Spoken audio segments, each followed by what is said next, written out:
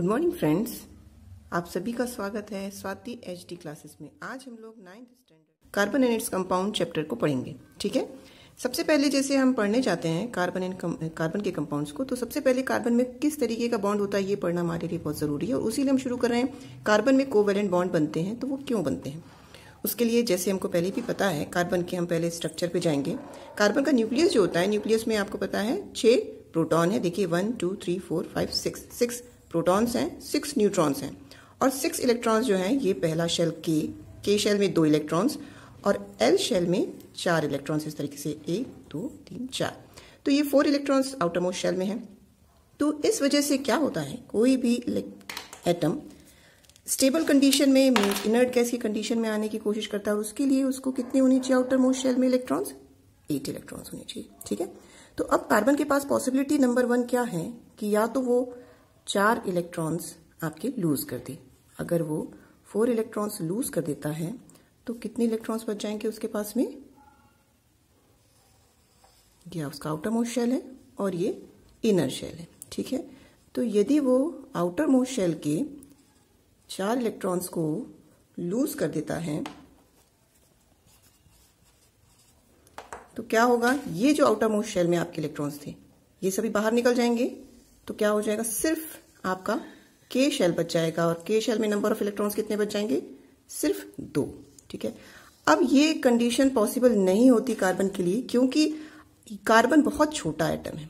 तो इसके लिए अगर एक इलेक्ट्रॉन भी निकालना होगा तो एक इलेक्ट्रॉन निकालने के लिए बहुत ज्यादा एनर्जी की जरूरत पड़ती है।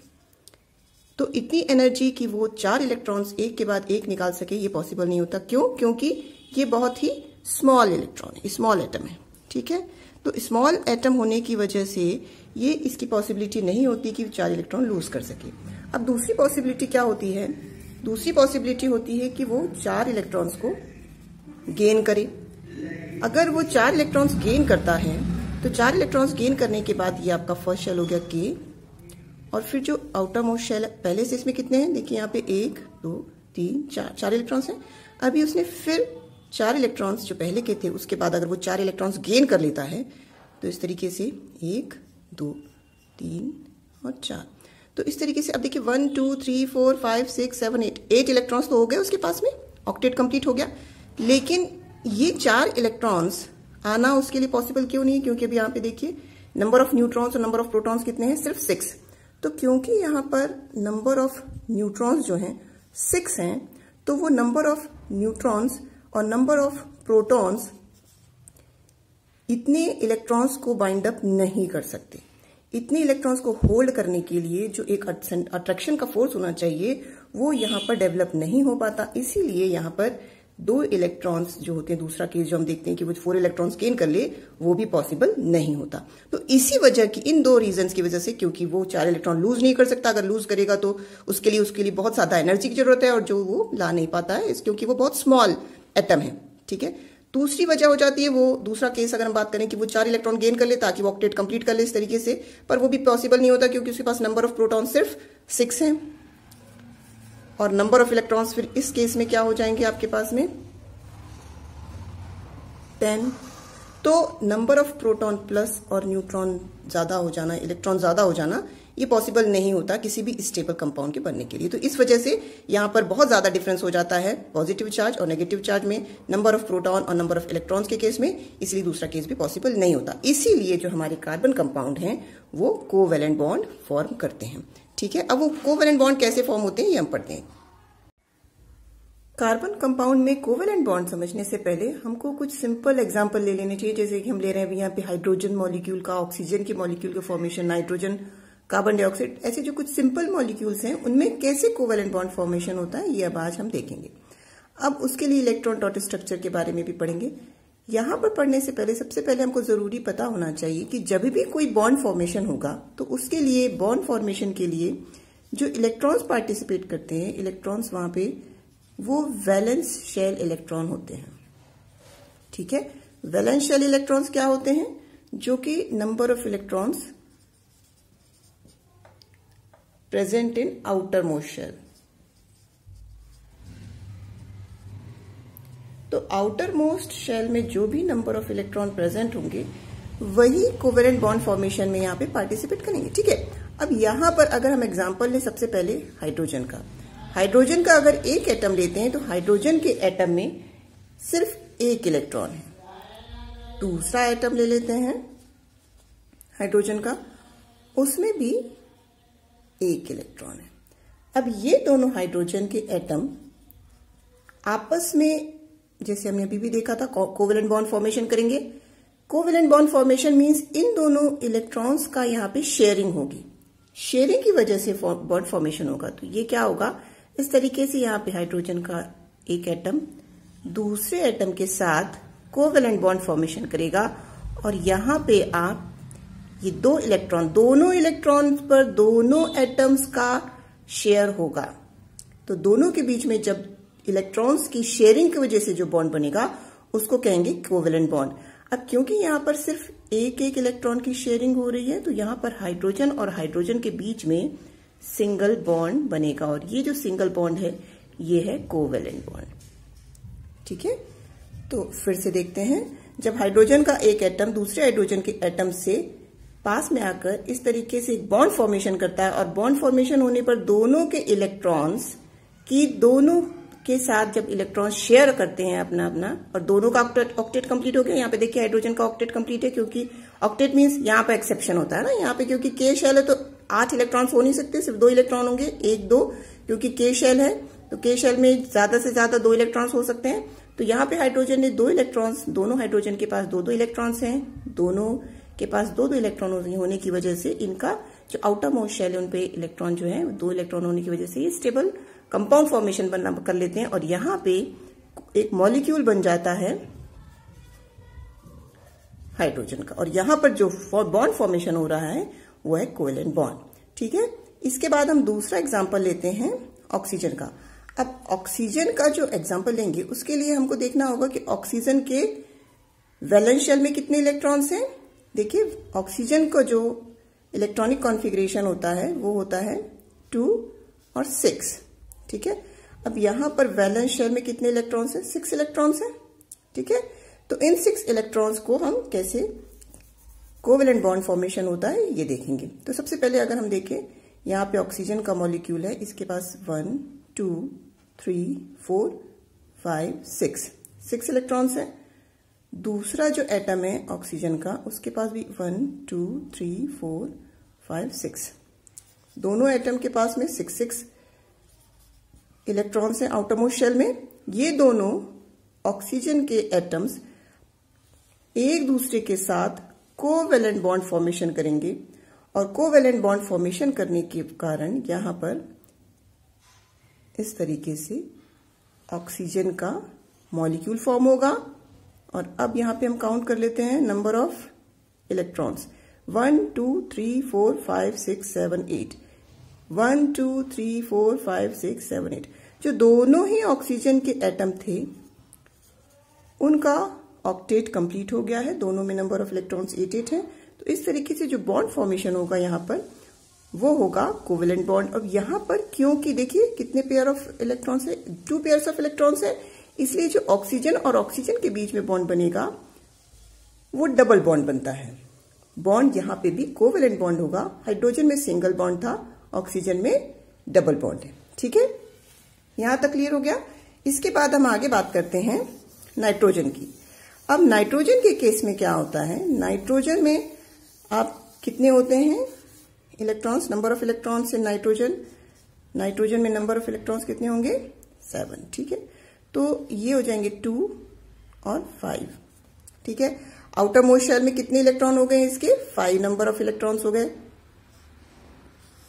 तो इस तरीके से जो नंबर ऑफ 5 इलेक्ट्रॉन्स है वही यहाँ पे बॉन्ड फॉर्मेशन में पार्टिसिपेट करेंगे। तो अब बॉन्ड फॉर्मेशन के लिए जो 5 इलेक्ट्रॉन है वो कैसे बॉन्ड फॉर्मेशन करते हैं वो देखते हैं। तो यहां पर हम सबसे पहले एक नाइट्रोजन का एटम ले लेते हैं, दूसरा नाइट्रोजन का एटम। ये दोनों नाइट्रोजन के एटम जो हैं वो इस तरीके से कितने नंबर ऑफ इलेक्ट्रॉन्स हो गए, देखिए 1 2 3 4 5 दोनों में। और ये दोनों जब बॉन्ड बनाएंगे तो इन दोनों के बीच में एक कोवेलेंट बॉन्ड फॉर्म होगा और वो जो कोवेलेंट बॉन्ड होगा वो कितने number of pair of electron है देखेंगे हम अभी। देखिए 1 2 3 4 5 6 7 8 1 2 3 4 5 6 7 एंड 8। तो यहां पर देखिए दोनों का ऑक्टेट कंप्लीट हो गया। इस तरीके से नाइट्रोजन का मॉलिक्यूल का फॉर्मेशन हो गया है।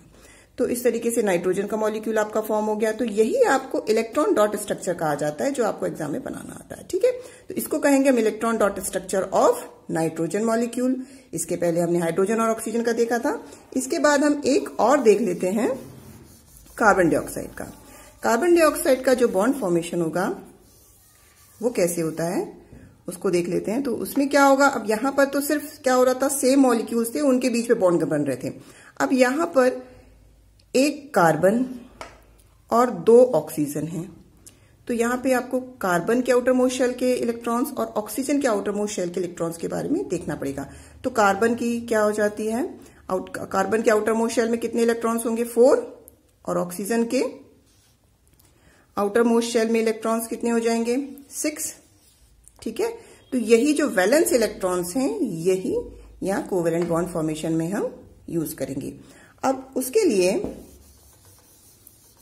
अब हम देखें यहां पर जो कार्बन है वो उसको हम इस तरीके से डॉट स्ट्रक्चर से दिखा दे रहे हैं। ऑक्सीजन को 1 2 3 4 5 6 एंड अनदर वन ऑक्सीजन 1 2 3 4 5 6। अब ये कैसे बॉन्ड फॉर्मेशन करेंगे, तो इस तरीके से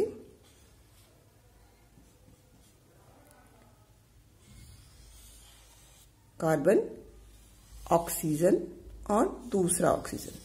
ठीक है, कार्बन के 2 इलेक्ट्रॉन ये 1 2 1 2, ऑक्सीजन के 1 2 3 4 5 6, ये ऑक्सीजन के हो गए 1 2 3 4 5 6 ऑक्सीजन के हो गए। अब देखिए यहाँ पे सभी का ऑक्टेट कंप्लीट है। ऑक्सीजन का 1 2 3 4 5 6 7 8 1 2 3 4 5 6 7 8 और कार्बन के केस में इसमें भी ऑक्टेट कंप्लीट हो गया। तो इस तरीके से जो आपका कार्बन डाइऑक्साइड का मॉलिक्यूल बन रहा है उसमें भी आपके 8 इलेक्ट्रॉन है। और यहां पे जो बॉन्ड बना है वो इस तरीके से आप बॉन्ड शो कर सकते हैं, O double bond C double bond O। तो इस तरीके से आपका यहां पर electron dot structure of carbon dioxide complete होता है। ठीक है, इसके बाद हम पढ़ेंगे कार्बन में कैसे इलेक्ट्रॉन डॉट स्ट्रक्चर से शो करते हैं और कैसे कोवेलेंट बॉन्ड फॉर्मेशन होता है उसको। ठीक है, नेक्स्ट टॉपिक है अकरेंस ऑफ कार्बन।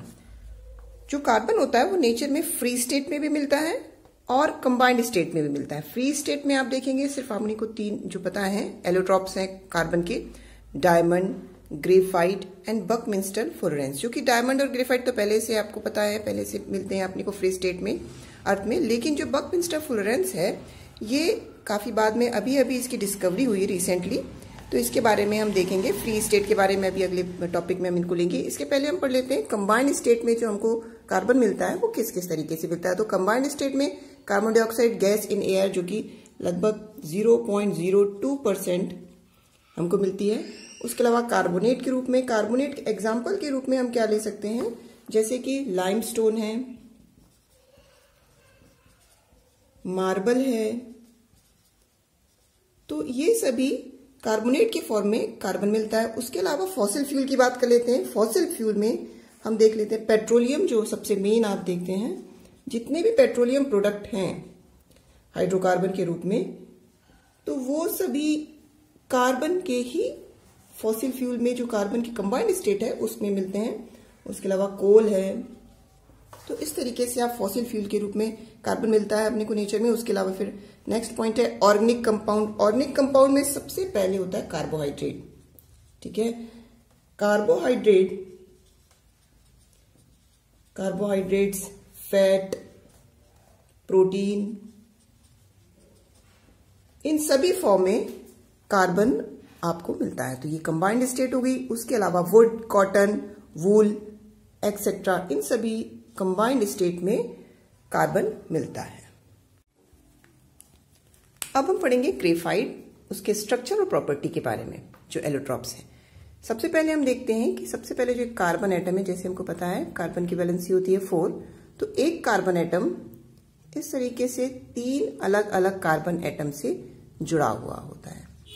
ठीक है, ये एक कार्बन एटम जो है वो 3 अलग अलग कार्बन से इस तरीके से जुड़ा हुआ है और फिर ये आगे चल के इस तरीके से एक हेक्सागोनल रिंग का फॉर्मेशन करते हैं।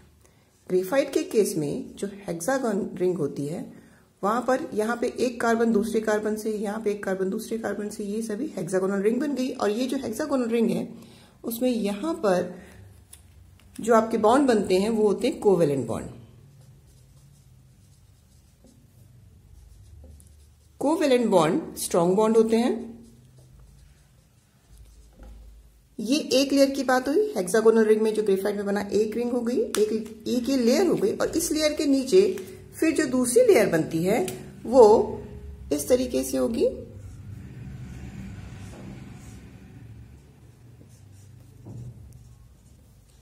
यहां पर जब दूसरी लेयर का फॉर्मेशन होता है तो दूसरी लेयर में फॉर्मेशन में यहां जब एक लेयर के अंदर कोवेलेंट बॉन्ड बन रहा है, लेकिन जब दूसरी लेयर बनी तो दूसरी लेयर के बीच में, एक लेयर और दूसरी लेयर के बीच में जो यहां पे बॉन्ड बनेंगे वो बनते हैं वॉन डेर वाल फोर्स की वजह से। तो वॉन डेर वाल जो फोर्स होता है वो बहुत ही वीक होता है, ये वीक फोर्स है और कोवेलेंट बॉन्ड जो था वो एक स्ट्रॉन्ग बॉन्ड था। तो इस वजह से क्या होता है कि because of these weak van der Waals force both the layers can slide over each other. तो एक दूसरे पे ये जो लेयर्स होती हैं वो स्लाइड कर सकती है। अब स्लाइड करने की वजह से क्या होता है कि ये जो स्लाइड होती हैं उस वजह से ग्रेफाइट का जो नेचर होता है वो डिफाइन होता है कि वो उसका नेचर हो जाता है पहला सॉफ्ट। तो सॉफ्ट होने की वजह है कि जो हेक्सागोनल रिंग है वो एक दूसरे पे स्लाइड कर सकती है और उसी वजह से ये सॉफ्ट होते हैं। इसलिए इनके यूजेस में अगर हम बात करें तो ये यूज होते हैं एज अ लुब्रिकेंट। लुब्रिकेशन में जैसे कि हम देखते हैं जो मशीन्स होती हैं उनके पार्ट्स में जब बहुत फ्रिक्शन वगैरह की वजह से वहां पे वो घिसने लगते हैं तो वहां पे उसके लिए आप फ्रिक्शन लेस करने के लिए लुब्रिकेशन के तरीके से इसका यूज किया जाता है। उसके अलावा पेंट्स में इसका यूज होता है और पेंट्स के अलावा हम जैसे देखते हैं पेंसिल की लीड, उसमें भी ग्रेफाइट का यूज होता है। ये हुई पहला पॉइंट जो हमको बात करनी थी। सेकंड पॉइंट पे हम बात करते हैं प्रेजेंस ऑफ फ्री इलेक्ट्रॉन। जैसे कि हमको पता है क्या होता है, कार्बन का जो एटम है वो 1, 2 और 3, यहाँ पे देखिए सिर्फ 3 ही वैलेंसी इसकी कंप्लीट हो रही हैं। फोर्थ जो इलेक्ट्रॉन है अभी भी वो फ्री स्टेट में होता है और इस फ्री स्टेट में होने की वजह से वो इलेक्ट्रॉन मूव कर सकता है इस तरह एक जगह से दूसरी जगह, और ये जो मूवमेंट होता है उस वजह से यहां पर एक नया उसका जो सेकंड नेचर या प्रॉपर्टी कहें ग्रेफाइट की वो होती है कि ये क्या होते हैं, good conductor of electricity. They are good conductors of electricity.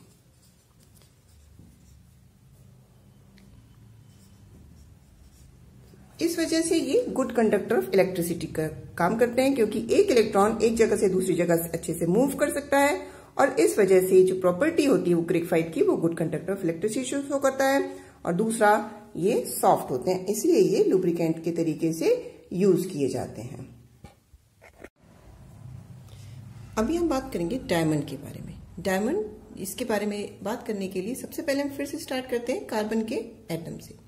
तो यहाँ पर जो कार्बन का एक एटम होता है डायमंड में, वो आपको पता है वैलेंसी कार्बन की होती है 4। तो इस तरीके से प्रेजेंट होता है कि एक कार्बन 4 अलग कार्बन से इस तरीके से अरेंज होता है कि वो एक टेट्राहेड्रॉन फॉर्म करता है। टेट्राहेड्रॉन फॉर्म करने के लिए अगर हम इस फिगर में जाके देखें तो यहाँ पर ये एक कार्बन एटम है जो कि बाकी के 4 कार्बन एटम से 1, 2, 3, 4, तो ये कार्बन एटम इस तरीके से 4 एटम से जुड़ा हुआ है।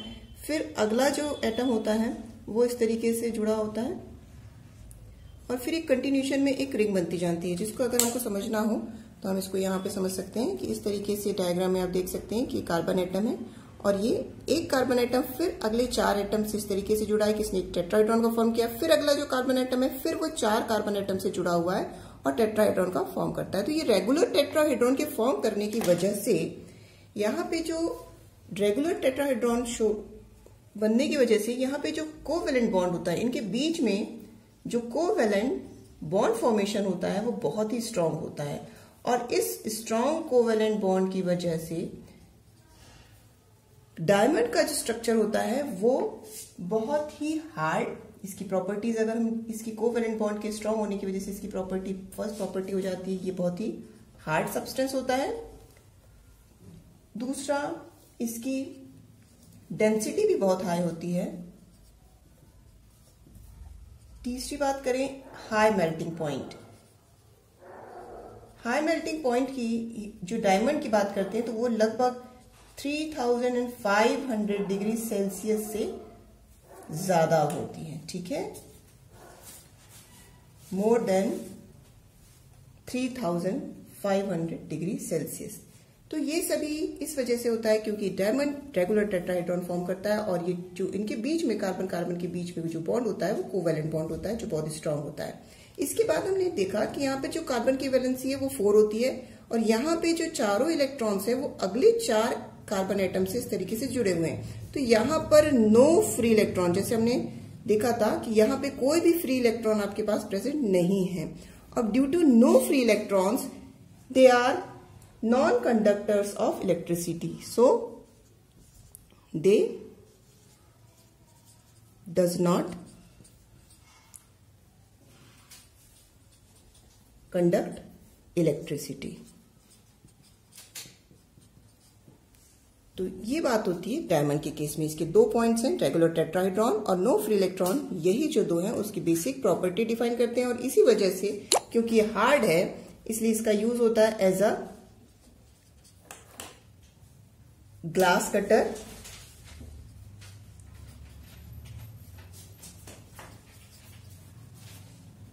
इसका ज्यादातर यूज किया जाता है। सबसे ज्यादा हार्ड सब्सटेंस जो है वो डायमंड है, ठीक है। अगली बार हम बात करेंगे बकमिंस्टर फुलरेंस। अब हम टॉपिक लेंगे बकमिंस्टर फुलरेंस जो कि थर्ड एलोट्रॉप है। ग्रेफाइट और डायमंड के बाद में इसके स्ट्रक्चर के बारे में कैसे होते हैं। तो सबसे पहले बकमिंस्टर फुलरेंस जो है इसका जो फॉर्मूला अगर हम बात करें तो इसका फॉर्मूला होता है C60।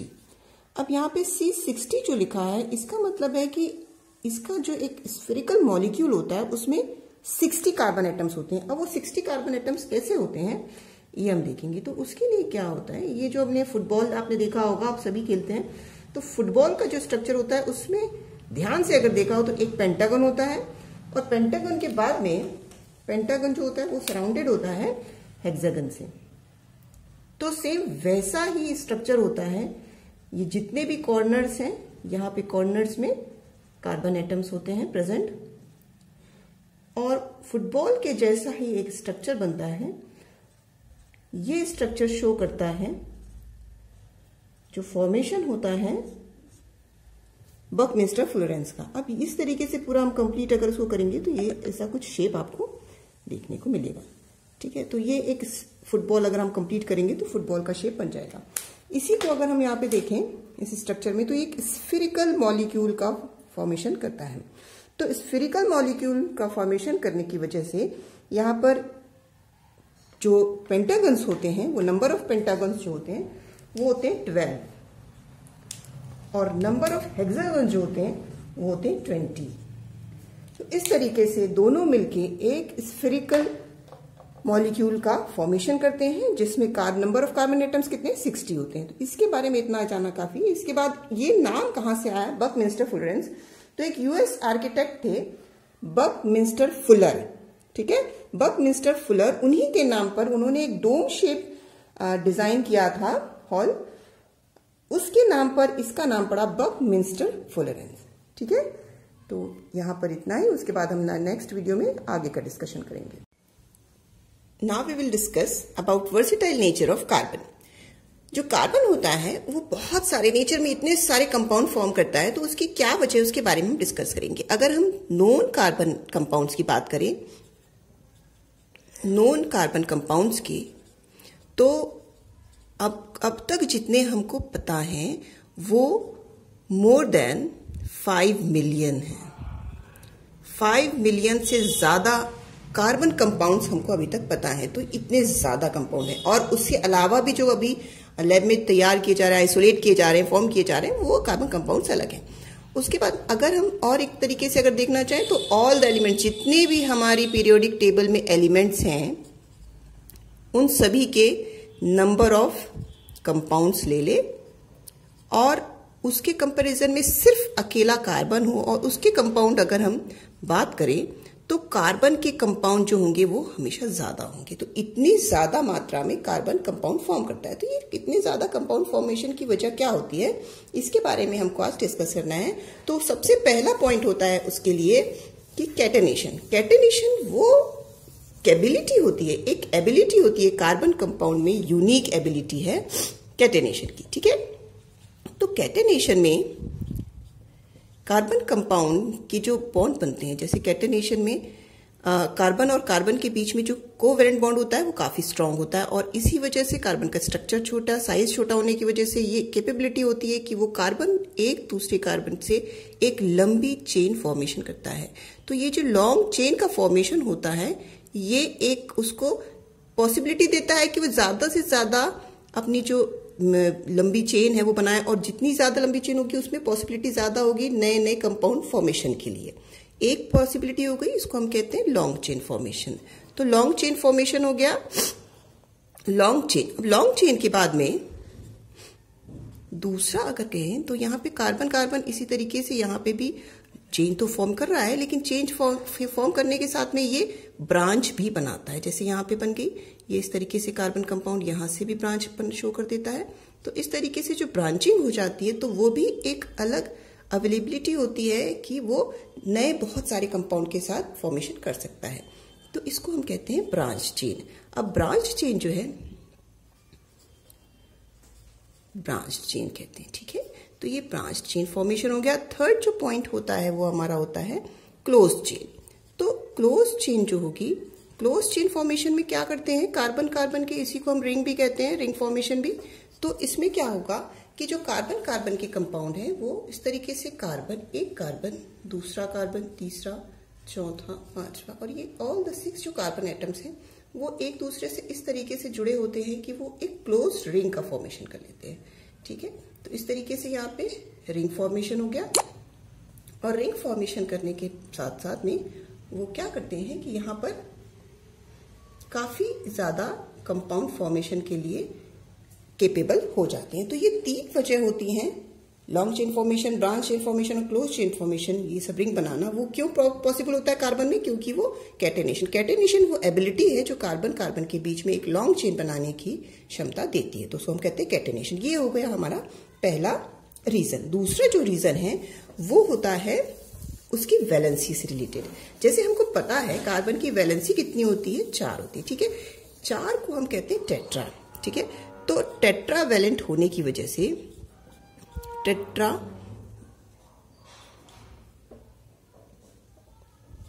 टेट्रा वैलेंसी की वजह से, टेट्रा वैलेंसी क्या होती है कि जो कार्बन कार्बन का कंपाउंड, कार्बन जो होता है वो 4 वैलेंसी शो करता है, और 4 वैलेंसी काफी ज्यादा वैलेंसी है। ये चारों तरफ से 4 दिशाओं में अलग अलग कोवेलेंट बॉन्ड बना के नए कंपाउंड फॉर्म कर सकता है। इसलिए सबसे पहले अगर हम इसी वजह से सबसे ज्यादा हाइड्रोकार्बन जो है इसी तरीके से हमको मिलते हैं, और सबसे सिंपलेस्ट हाइड्रोकार्बन का हम एग्जांपल ले लें। अगर सबसे सिंपल एग्जांपल लें हम, सबसे तो ले लेते हैं CH4 मीथेन, है ना। तो मीथेन में क्या होता है, कार्बन इस तरीके से कंबाइंड होता है हाइड्रोजन के साथ। सबसे पहला हमारा जो सबसे सिंपलेस्ट हाइड्रोकार्बन है वो है मीथेन। तो मीथेन में कार्बन क्या कर रहा है, चारों तरफ से हाइड्रोजन से जुड़ रहा है। यहाँ पे तो कार्बन हाइड्रोजन से जुड़ रहा है, उसके अलावा कार्बन क्लोरीन से भी जुड़ सकता है। सपोज यहाँ पे क्लोरीन से जुड़ गया, और इसी तरीके से so on.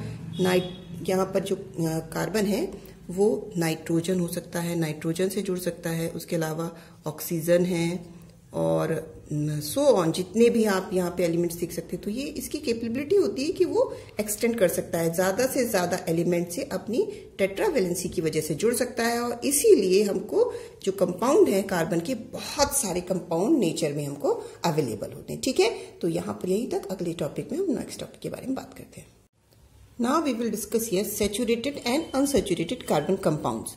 Saturated carbon compounds और अनसैचुरेटेड कार्बन कंपाउंड्स के बारे में बात करेंगे। सबसे पहले सैचुरेटेड जो कार्बन कंपाउंड्स होते हैं, अगर कार्बन और कार्बन के बीच में, ठीक है, कार्बन और कार्बन के बीच में अगर सिंगल बॉन्ड बनता है तो सिंगल बॉन्ड बनने की वजह से जो भी कंपाउंड फॉर्म होंगे वो सैचुरेटेड कार्बन कंपाउंड्स होंगे। उसके बाद में अगर सिंगल बॉन्ड के अलावा यहाँ पे कार्बन और कार्बन के बीच में अगर डबल बॉन्ड या ट्रिपल बॉन्ड बनते हैं तो कार्बन कार्बन के बीच में सिंगल बॉन्ड बनने से सैचुरेटेड हाइड्रोकार्बन्स बनेंगे और जिनको एल्केन्स कहते थे कि ALKANES एल्केन्स, डबल बॉन्ड को एल्कीन्स और ट्रिपल बॉन्ड से बनने वाले कंपाउंड्स को एल्काइंस कहा जाता है। ठीक है, अगर हम यहाँ पे एग्जाम्पल के थ्रू देख लें तो यहाँ पर अगर हम एग्जाम्पल दें कि कार्बन और कार्बन इथेन ले लेते हैं। इथेन में कार्बन और कार्बन सबसे पहले जुड़ेगा, उसके बीच में कार्बन कार्बन के बीच में क्या होगा, इस तरीके से कार्बन सिर्फ सिंगल बॉन्ड से जुड़ रहा है तो फिर उसकी